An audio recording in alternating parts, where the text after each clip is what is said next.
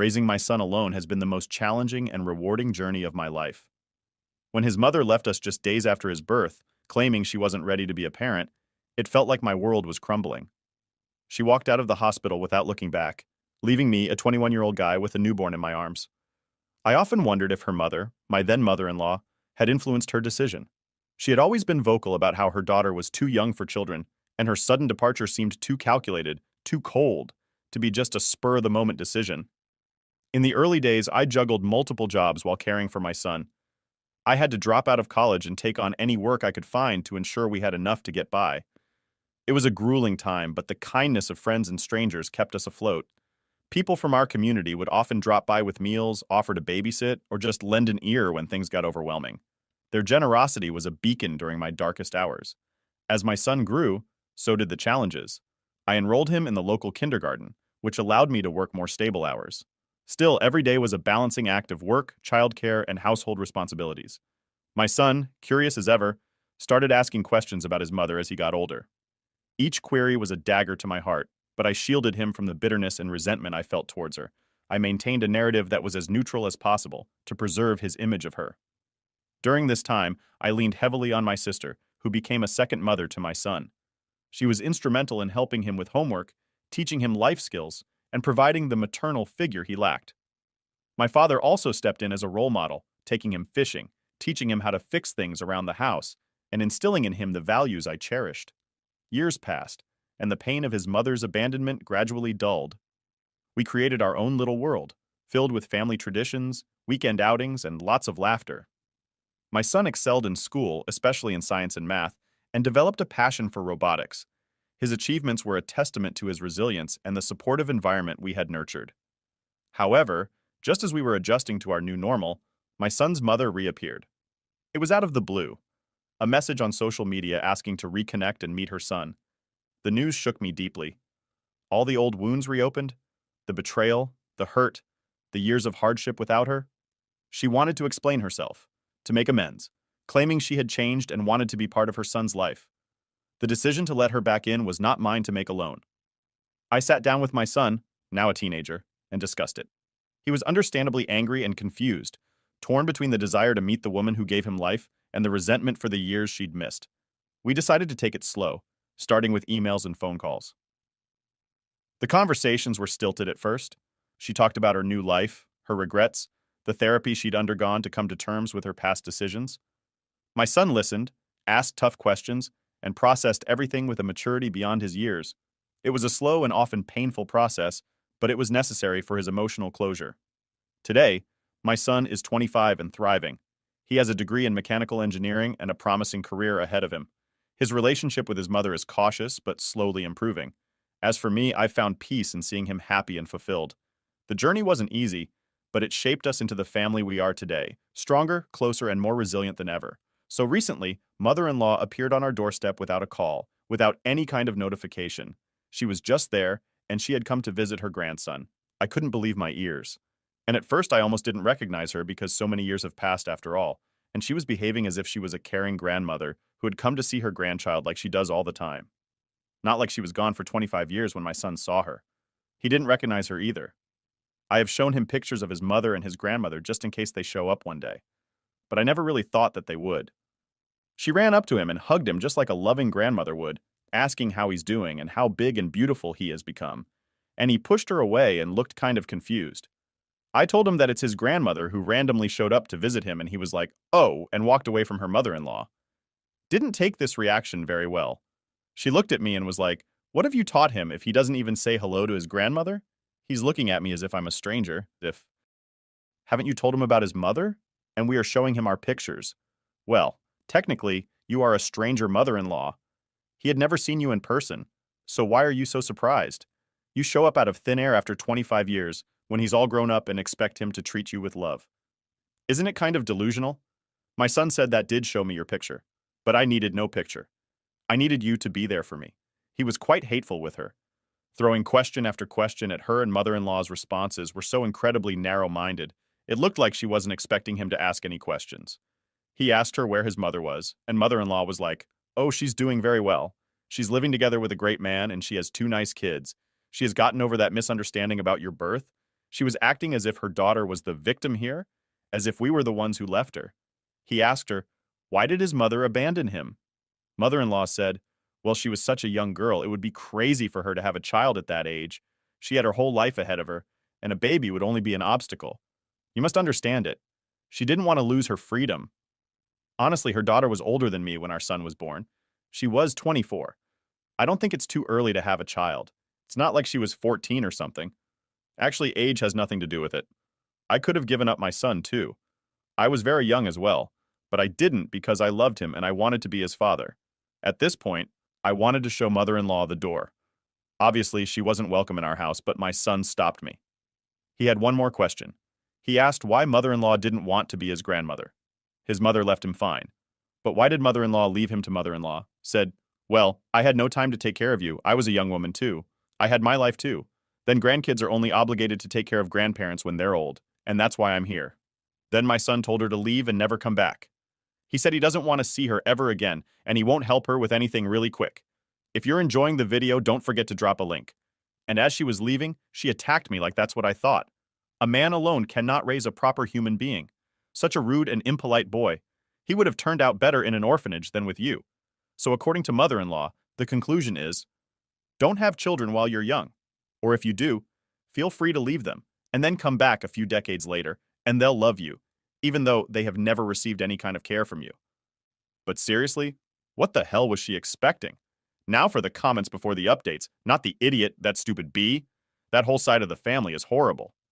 I had my daughter May of this year when I was 24 years old, turned 25 in September, and my husband only just turned 22 when she was born. You're absolutely right. It's not freaking 14 years old. You're in adult life. Happens. I could never ever imagine walking out on my daughter and husband like that. It's despicable. Freak them. You're a great father who raised a wonderful son. But the idiot. I'm actually glad this happened. You kicked ass as a father and raised someone who sounds like a strong young man. This strong young man just got to see the difference between the father who raised him and the grandmother and mother who abandoned him for utterly ridiculous reasons. Well then, about the idiot you probably already have. But just in case, it would be good to talk to him about this. Just an open talk where he can explain how he feels and where you can help him if he has any trouble coping with it. It may not seem like a big deal and that he's handled it really well, but it would still be good just to make sure and to show that he can talk about these things with you. If he doesn't want to, don't press him or anything. Just let him know you're there. Update 1. Life has a way of throwing surprises, and just when you think you've settled into a comfortable rhythm, it disrupts everything with a startling jolt.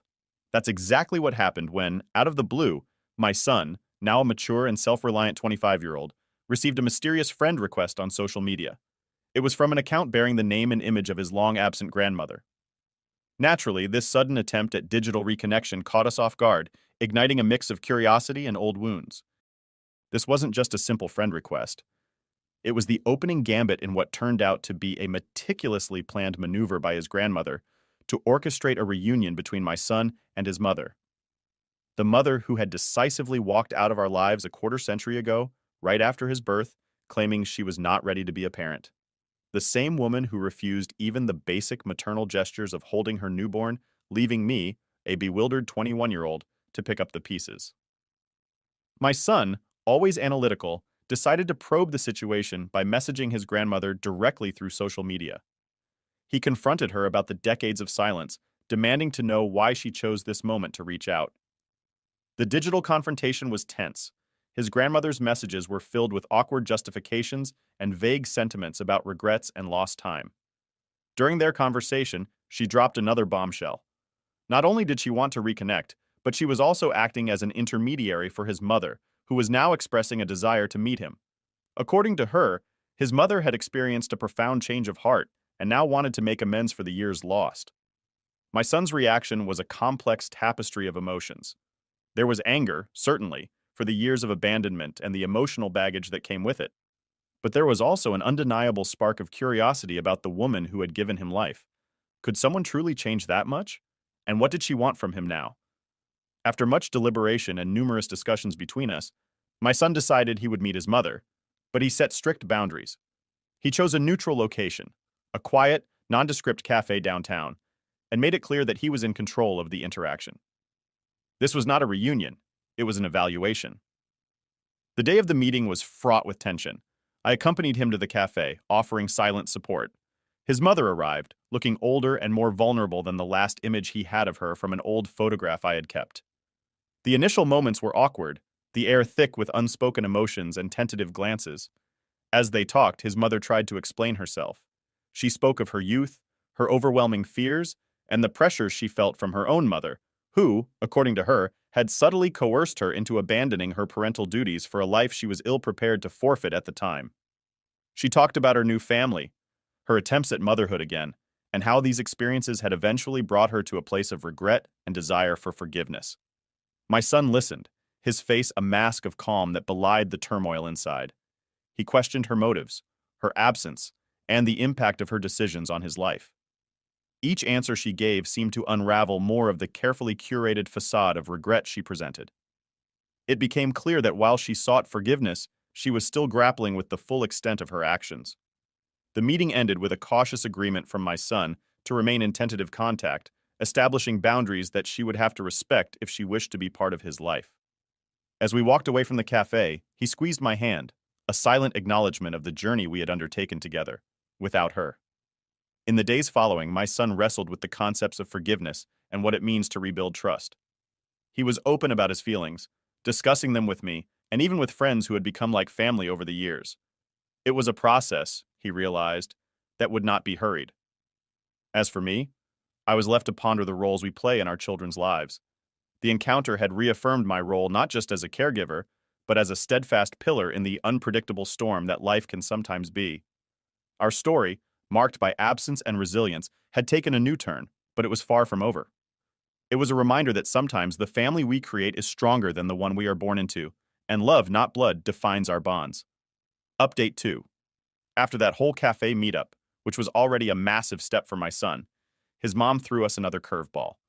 Out of the blue, she hits him up wanting him to come to this big family bash. She's talking about how he's got half-siblings he's never met and a bunch of relatives who apparently have been in the dark about him all these years. It sounded like a full-on family reunion from a movie or something. So here's the deal.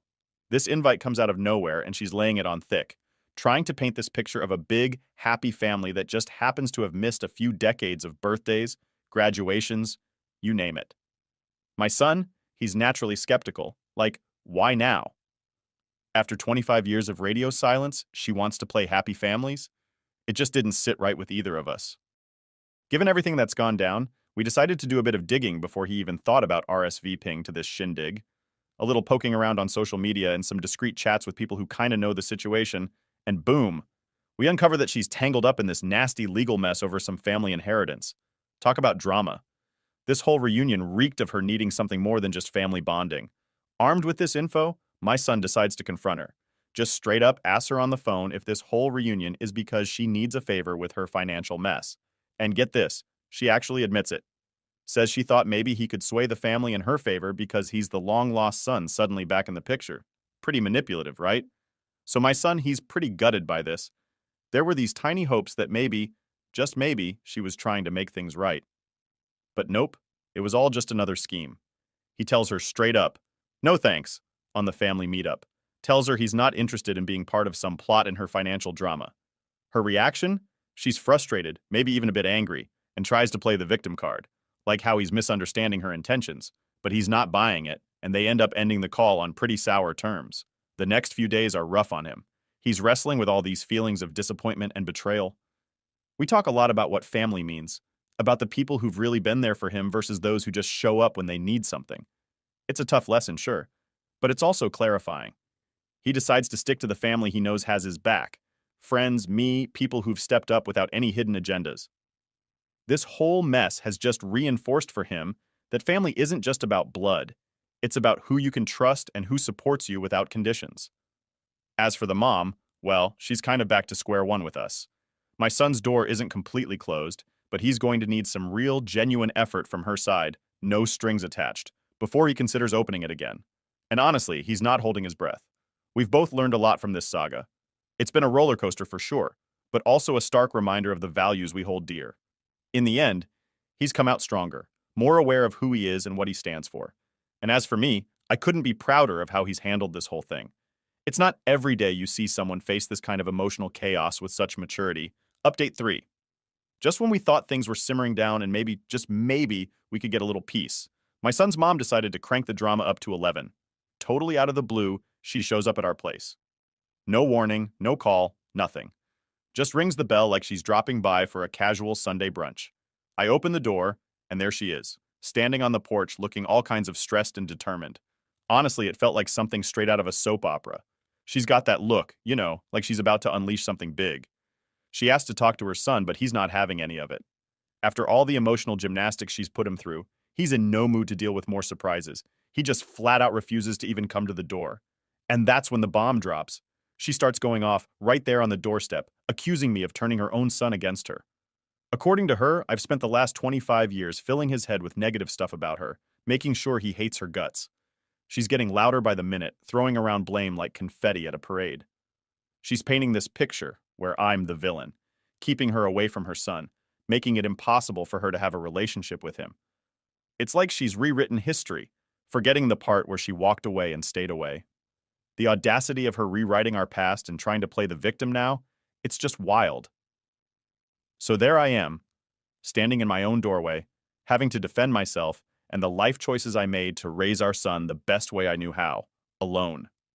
I remind her, as calmly as I can manage while she's going off, that she chose to leave. She chose the silence. Every decision I made was for our son, to give him the stability and love he deserved, the stuff she opted out of providing. Things just escalate from there. She's raising her voice, I'm trying to keep it together, and the neighbors are starting to peek out their curtains. It's turning into a real spectacle, the kind you just never want to be part of. Finally, when it's clear she's not leaving and she's just ramping up more, I have no choice. I call the cops. Yeah, it felt extreme, but what else was I supposed to do? She was causing a scene, refusing to leave, and frankly, it was getting a little scary. The cops show up, and they have to escort her off the property. It's intense, embarrassing, and just really sad when you think about it. After all that drama, my son and I sit down for a serious heart-to-heart. He's really shaken up, angry, upset, the whole 9 yards. It's one thing to handle personal family issues in private, but having it all spill out like that, publicly, it's rough on anyone. He's firm on his decision after tonight. No more Mrs. Nice Guy, no more chances. The way she handled everything, just showing up, making accusations, refusing to leave, it's just sealed the deal for him. He's done, and honestly, I support him 100%. We talk about how we'll handle any future attempts from her to reach out, deciding that strong boundaries are the way to go. That night was a real trial by fire. It tested us, no doubt about it, but if anything, it just made our bond stronger. It's a stark reminder that not all family drama can be neatly resolved, and sometimes you just have to stand your ground and protect your peace. This whole saga, as crazy as it's been, has really shown us the importance of sticking together and supporting each other through thick and thin. And whatever comes next, I know we'll handle it together, just like we always have. Update 4. My son, bless his heart, has gone and done something absolutely wonderful. He's gotten engaged. And let me tell you, the story of how he popped the question is straight out of a romance movie. But of course, there's a twist in the tale, because what's a family saga without a little unexpected drama, right? First off, the backstory on the Lovebirds. My son met his now fiancée about a year back. They were introduced by some mutual friends at a local music festival. Sparks flew, the stars aligned, you know the drill. She's this vibrant, super smart woman who just clicks with him on every level. She's got this infectious laugh that just lights up the room and a sense of humor that can keep up with his. Watching them together, it's like they've known each other for lifetimes. Now, on to the proposal, because this deserves its own spotlight. My son planned this epic beach sunset scenario, all secretive and hush-hush. He was sneaking around, making calls, and booking things on the down low. He even asked for my advice on the ring, wanted something classic but with a twist, something that screamed her. The day of the proposal, he was a bundle of nerves.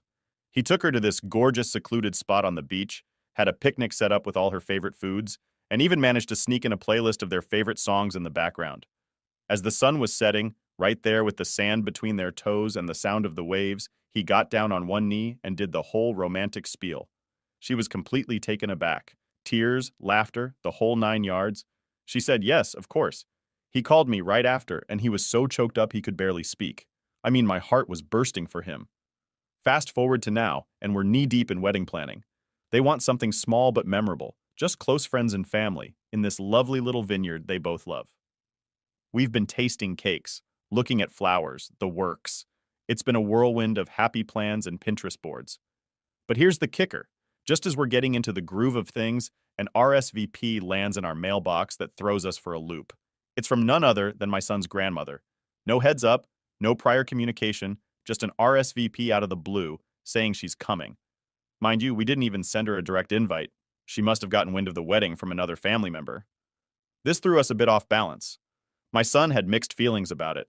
There's a lot of history there, a lot of hurt from past actions.